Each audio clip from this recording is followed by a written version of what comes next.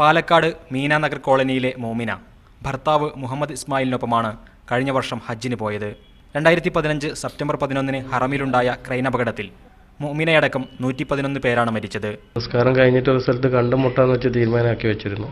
പിന്നെ അവിടേക്ക് തിരിച്ചു പോയി നോക്കി, അവിടെയും കണ്ടില്ല. പിന്നെയും അവർ എത്തിയ സ്ഥലത്തേക്ക് തിരിച്ചു വരുന്ന വഴിക്ക് ഇവിടെ 2-3 ജനാസ കണ്ടായിരുന്നു.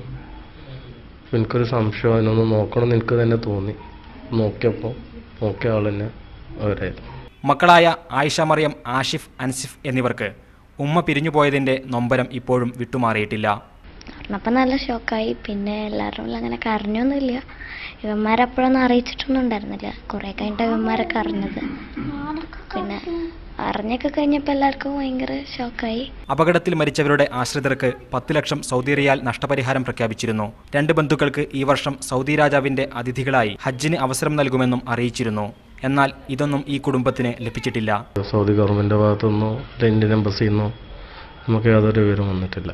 വിശുദ്ധ ഭൂമിയിൽ അന്തിയുറങ്ങുന്ന മുഅ്മിനക്കായി പ്രാർത്ഥനകളിൽ മുഴുകുകയാണ് ഹജ്ജുകാലത്ത് ഈ കുടുംബം. ക്യാമറ പേഴ്സൺ ഷിജു ചിറ്റൂരിനൊപ്പം BK സുഹൈൽ, മീഡിയ 1 പാലക്കാട്.